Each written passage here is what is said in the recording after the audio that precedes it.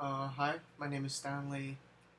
For my paper, I decided to talk about or research social isolation within elderly population. Um, so the purpose of my research paper was to provide you with information that shows how detrimental social isolation can be on the elderly population and how, as we as society, can fix those problems and what's causing them. So, because of the aging population, our just as humans, we've almost doubled our uh, expected age within a generation. So, the fact that we are living longer is creating this problem. A bunch of us are living longer. Baby boomers. Another factor that is causing this social isolation within the elderly population is environmental changes. And what I mean by this is we used to be hunter gatherers, live on farms, small villages, but now most of the human population lives within cities, confined spaces. Um, our society is a lot moves a lot faster. We have to do everything quick. We work a lot. There's a bunch of stuff that we do within our lives. It's not as slow paced as it used to be. Our cultural changes. What I mean by this is the values that we have as a society. Like I mentioned, we value different things. We value status, we value money, things that weren't as valued back in the day, maybe like a generation ago. Our viewpoints on how we treat the elderly is something I'll talk about later, but that is also one of the main cultural changes that has happened within the past 100 years that is creating this problem. So a result of these changes, a result of the environmental changes, the social changes, the um, aging, the increased age of our population, is care homes. What I mean by this is because of the aging, the increased average age of humans or our elderly population, um, it's creating a need for care homes, which is I describe care homes in my paper as places that families normally send their grandma, grandpa, mom, dad to live their rest of their whole life, or not whole life, but permanently for the time being in a home that's mostly other elderlies. There's normally nurses around to help them. They provide them with everything. Um, Also, a result of these changes is how we view the elderly population because of the social changes that have occurred. Um, as humans, we value different things now. We're on the move more. We have less time to care for our elderly. Those viewpoints have changed. Um, their roles within society. What I mean by this is before they were valued as people who had knowledge. They were valued as people who knew what to do in certain situations. They were normally leaders within a community, but now that our social environmental life has changed, we're all in cities. We have a structured government. Because of all those things, their role within our society has drastically changed, um, and this has created social isolation, which is where they have less interactions with people.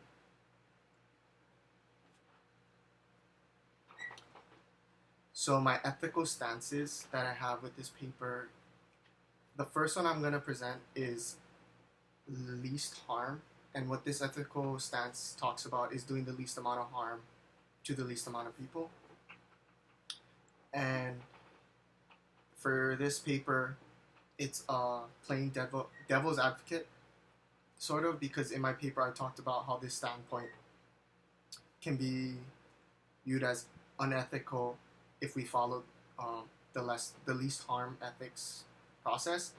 What I mean by this is least harm In my paper, I talked about how the elderly population, one of the causes of the elderly population uh, treatment is due to the fact that society views them as a burden. Society doesn't see a point in putting money into a group of people that are not in their prime or not going to be giving back to society as much as like the younger groups, the working class, the people going to school, kids, I guess. Um, there doesn't seem a point to be putting money into a age group where all they're going to do is take up resources like social security, medical bills, all those types of things. Um, for that, I just talked about that as like a devil's advocate point of view as to why they might be getting treated this way. But for my paper, I tried to focus more on the deontological ethics. And what this is talking about is that every human being deserves to be respected with dignity, um, especially our elderly population, like I talked about before. Cultural changes has shifted them from being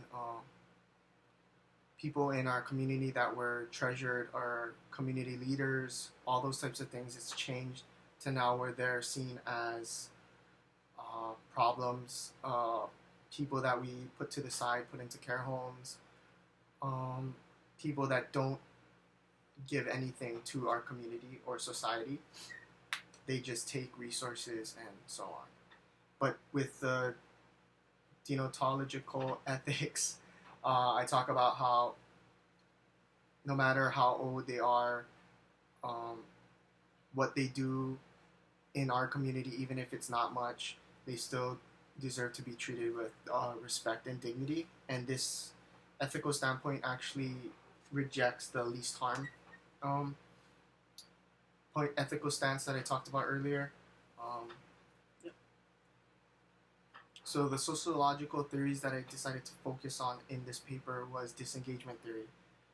Disengagement theory is a theory that says that um, as someone ages, their connections, relationships to society or their community is bound to be less. They're bound to disengage from society. Is pretty much what it's saying. It's saying that it's a natural occurrence for people that are aging. It's something that benefits society. This theory definitely takes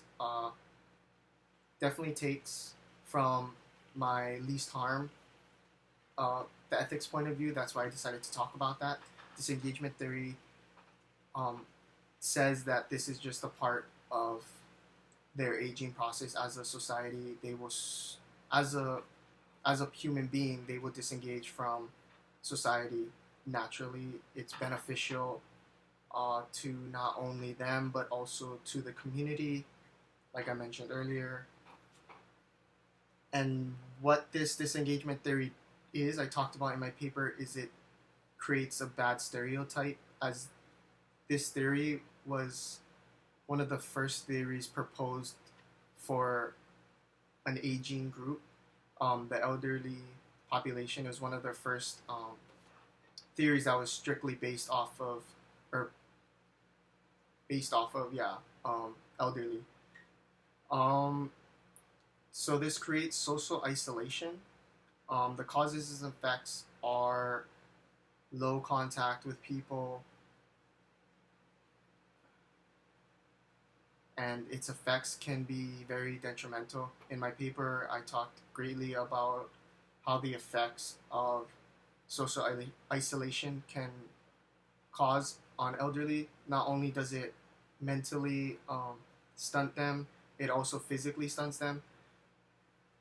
Social isolationism is has a snowball effect as social isolationism keeps them from having contact. It definitely affects their mental state and their physical state. What I mean by this is their mental state, as they don't have as much contact with people. They're mostly indoors. They live by themselves. Also, the fact that they're not having a lot of contact means they're probably in their room, not moving, or in their house, not moving, not doing much activity. Um, so I talked about how social isolationism is a snowball effect. Once it happens, people feel more inclined to stay in, not go out, not have contact with other people.